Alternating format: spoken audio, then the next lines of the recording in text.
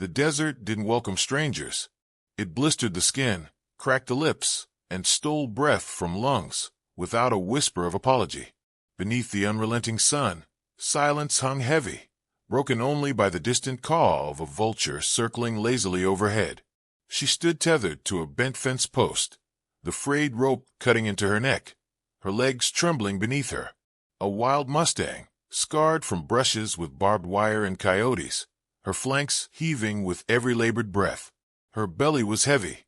She was close to birthing, but her body had nothing left to give. Dust clung to her coat, and flies danced cruelly around her swollen eyes. Left here to die. No water, no shade. Just the hard truth of abandonment. The men who'd brought her here were gone now. Rustlers, maybe, or heartless traders who saw a wild pregnant mare as a liability, not profit. They tied her up and rode away, laughing, leaving the desert to do the rest. From a distance, a lone figure approached. He wasn't young. The sway of his saddle spoke of old injuries, the kind that left a limp in the bones even when a man stood still. His name was Elias. 64 years behind him, most of them spent driving cattle, patching fences, burying friends, and forgetting how to cry. His horse, a chestnut gelding named Bandit, slowed instinctively as they neared the scene. Elias squinted, lifting a hand to block the sun. What he saw made him pull back the reins hard. The mare raised her head weakly, ears twitching, legs threatening to buckle.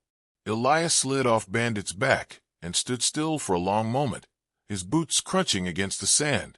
He'd seen cruelty before, man to beast, man to man, but there was something about this, something raw and unfinished. The mare wasn't just sick or wounded. She was still fighting. Her eyes, clouded with exhaustion, met his. Not begging, not fearing, just daring him to turn away. Well, hell, he muttered under his breath, rubbing the scruff along his jaw. You're a damn fool if you think I'm leaving you here. He moved slowly, his hands visible, voice low and steady. The mare flinched when he reached for the rope, but didn't bolt. She couldn't.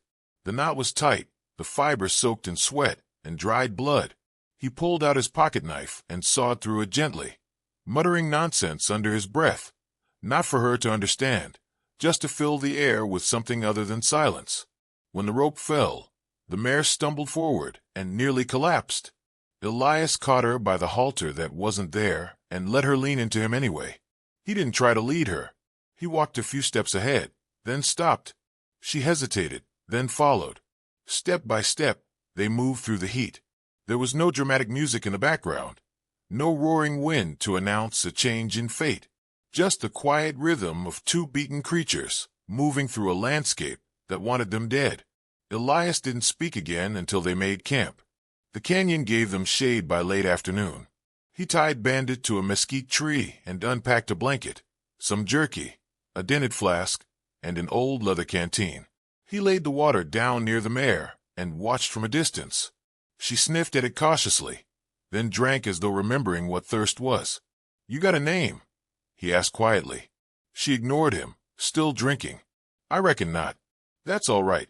Not much use for names when you're just trying to live another day. The fire crackled as twilight crept in.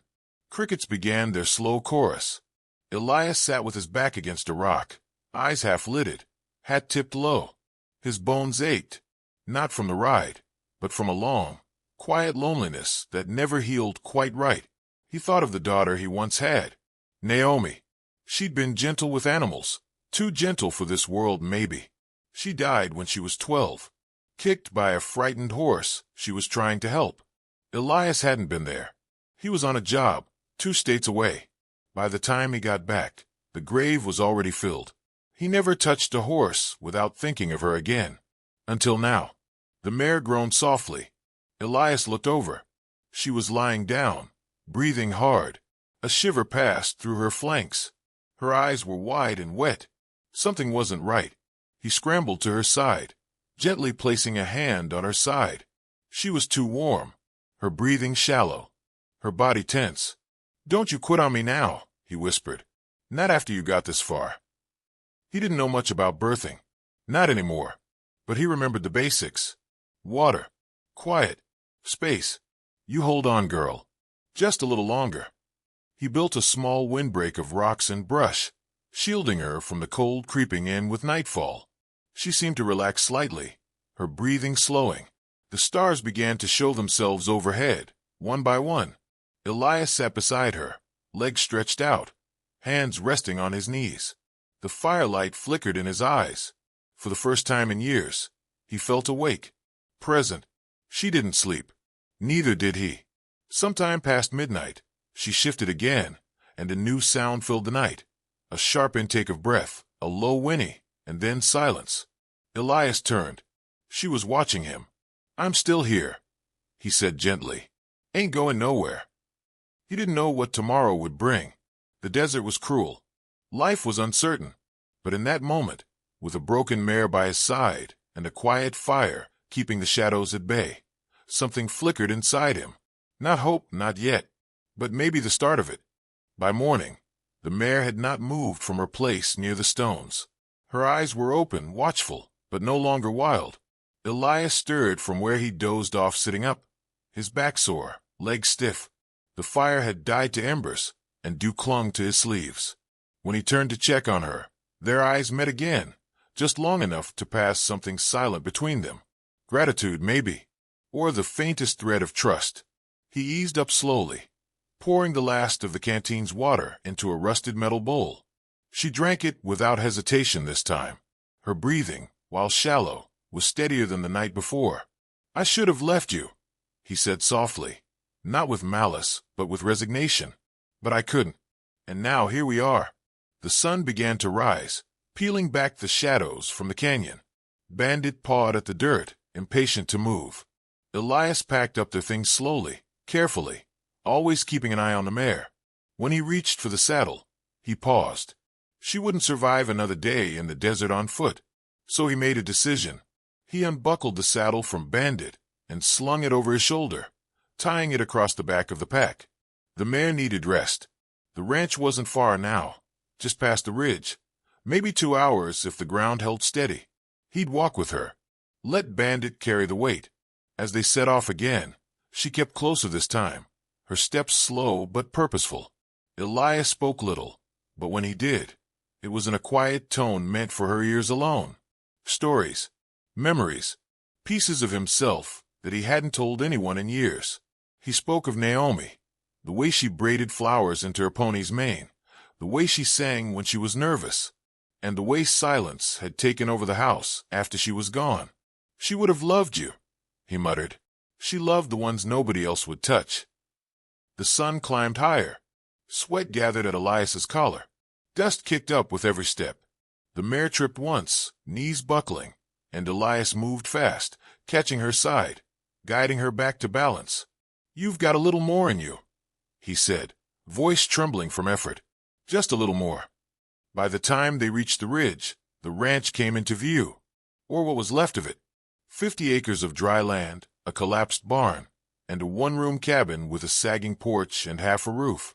A watering trough sat empty beside the barn door. Fence posts leaned like drunkards in the sun.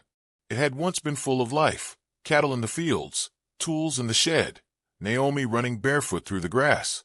Now it was a shell, but it was home.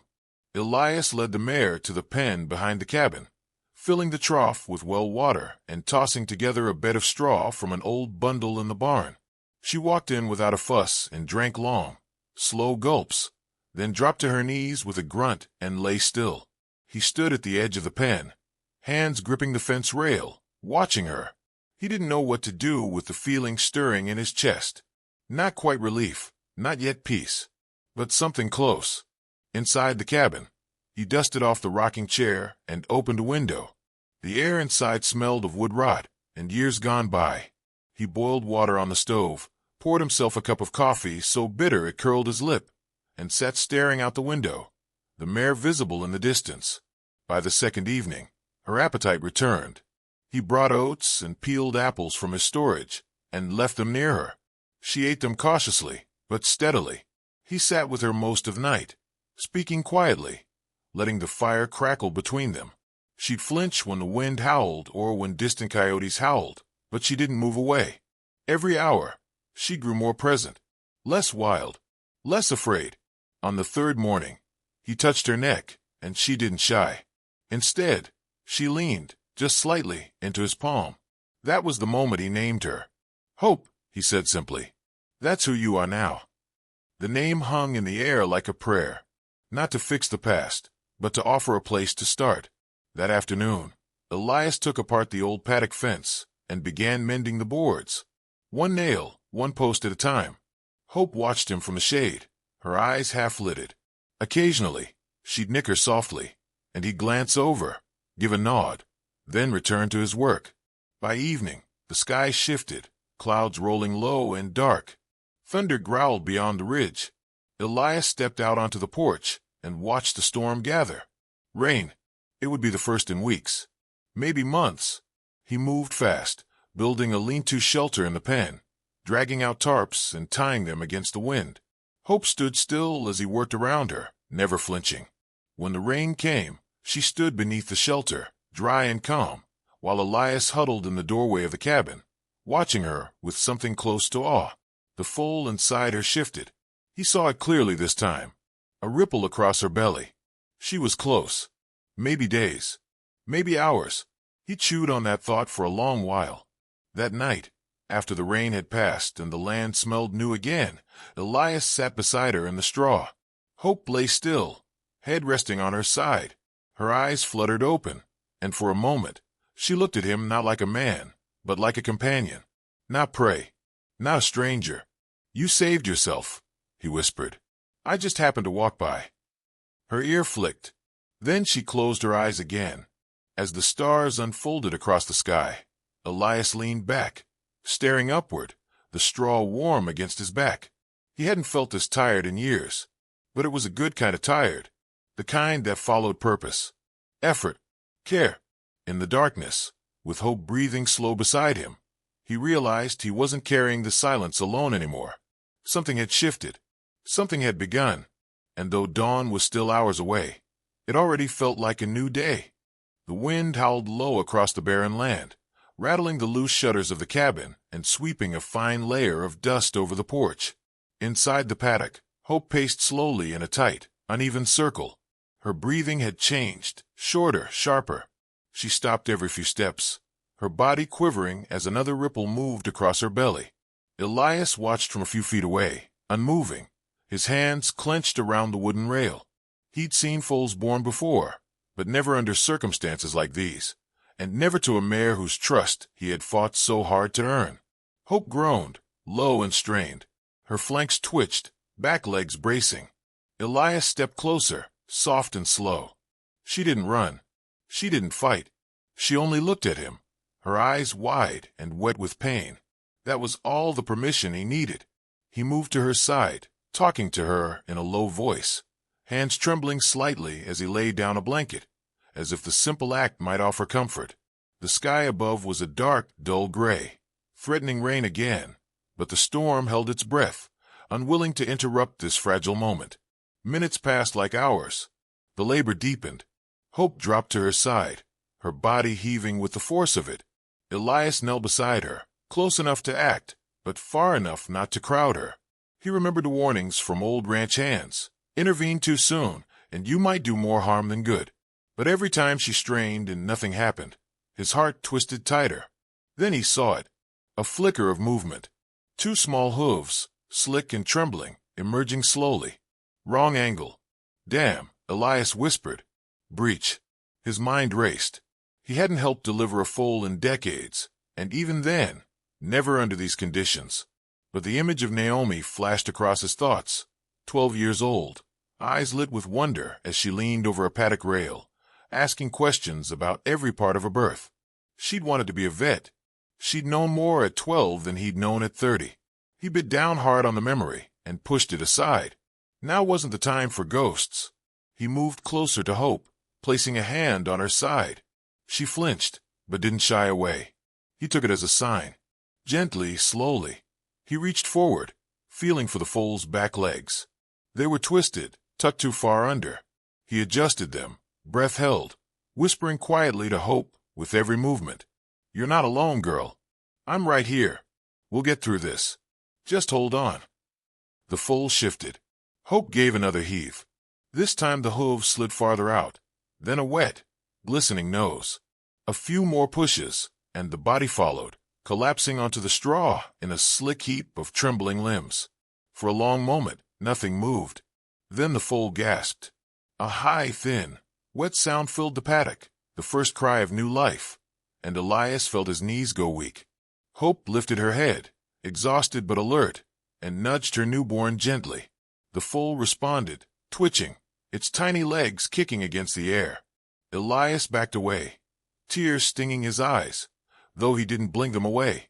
"You did it," he whispered. "You damn miracle." He watched as the foal struggled to stand, falling once, then twice, before finally planting its hooves into the straw and lifting itself upright, teetering like a reed in the wind. It was a colt, strong shoulders, slender legs, a white blaze down its nose like a streak of moonlight. Hope licked him clean, her breath still ragged but proud. Elias sat in the dirt, arms resting on his knees, unable to take his eyes off them. He named the colt Spirit. The name came unbidden, natural, like it had always belonged to him. There was something in the way he stood beside his mother, chest puffed despite his unsteadiness, that made it feel right. By morning, the sky had cleared. The storm that had threatened never came. Instead, golden sunlight spilled across the land, bathing the paddock in quiet warmth. Word spread quicker than Elias expected. A local feed supplier stopped by later that afternoon, a younger man named Jonah, who'd heard through the grapevine that Elias was back on the ranch. Jonah had always respected him, but never dared ask about Naomi. When he saw Hope and the colt, he froze, hat in hand. You helped her through that?" Jonah asked, nodding toward the foal. "Didn't have much of a choice," Elias said quietly. "She asked for help without saying a word." Jonah stayed long enough to drop off a few sacks of feed and leave behind an offer to return with vet supplies. Elias accepted without pride, without protest. He knew better now. Some burdens weren't meant to be carried alone. Later that evening, as he watched Spirit gallop in clumsy circles around Hope, Elias realized something had shifted inside him. The cabin didn't feel as hollow. The wind didn't feel as sharp, and the silence didn't press so hard against his ribs. He'd begun mending the front gate that morning, another small piece of the ranch returning to life, piece by piece, nail by nail. Maybe, he thought, this place wasn't dying. Maybe it had just been waiting for a reason to breathe again. As night fell, Elias leaned against the paddock rail, arms crossed, eyes fixed on the colt nestled beside his mother. There was still so much to worry about: disease, predators, drought. But for now they were safe. They were whole. He closed his eyes and took a long breath. Hope had survived. Spirit had arrived. And somehow, through the tangled knots of pain and time, Elias had found something he didn't think he deserved anymore. A second chance. And though he didn't speak it aloud, somewhere deep inside, he made a silent vow. He would protect them. Whatever came next, he would stand by them, just as they had stood by him. The sun bled gold across the sky as dusk settled over the ranch, casting long shadows across the hills. Spirit trotted beside Hope, full of energy, bucking at invisible enemies, while Hope watched calmly, her eyes reflecting a quiet pride. Elias stood by the fence, hammer in hand, wiping sweat from his brow. The paddock was finally whole, sturdy rails, a new gate, and a water trough that never ran dry. It had taken weeks, most of his savings, and more effort than he expected his old body could give. But it was worth it. Every aching joint, every early morning. He had built more than a fence. He had built a future. He'd thought that bringing the mare home would be the end of the story, that he'd rescued something and could now fade quietly into routine. But life doesn't pause once it finds a way forward. Hope and Spirit brought motion, movement, demands. Elias had to learn to feed, train, clean, mend, and most of all, he had to learn to be present. There was no room for drifting into memory, with a colt nipping at his shirt buttons and a mare watching him like a guardian of time. A dusty truck rattled up the path one morning. It wasn't unexpected. Word had gotten out. He'd turned down 3 offers to buy Spirit already, and now he recognized the silhouette of the man stepping down from the truck. Clayton Dyer.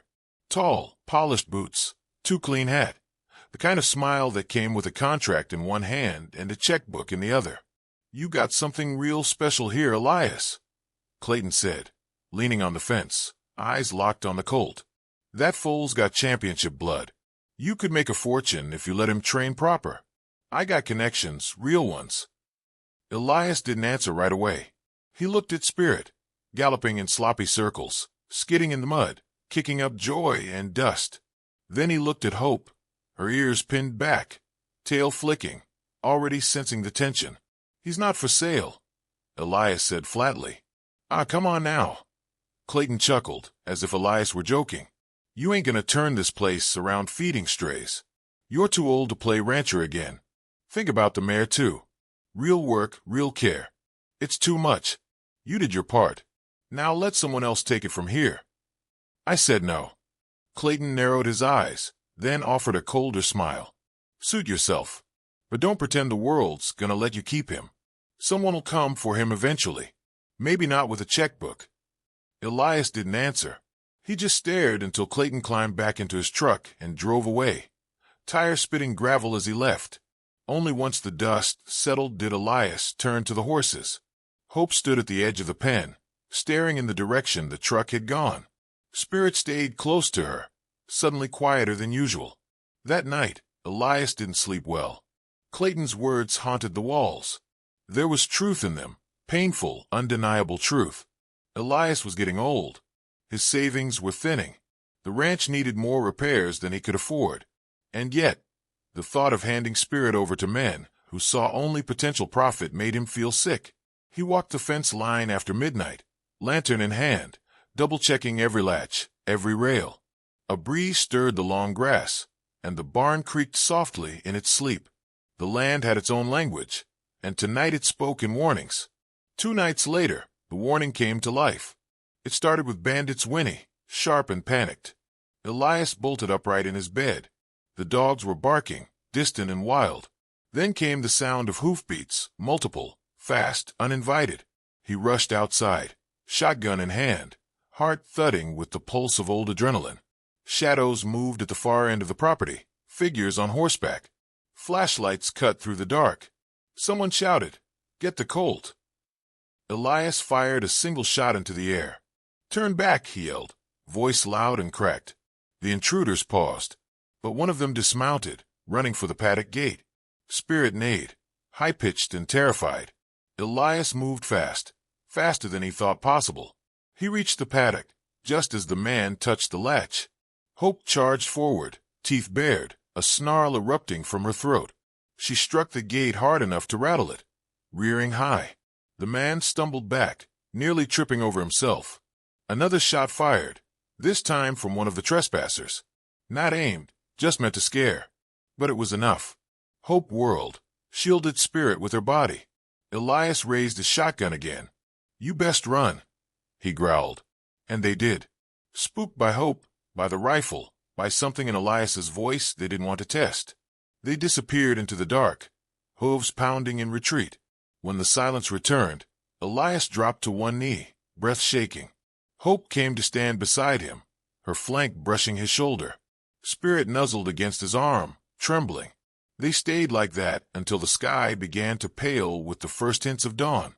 In the days that followed, Elias made changes, reinforced the fences, called in favors from old friends who still owed him a thing or two.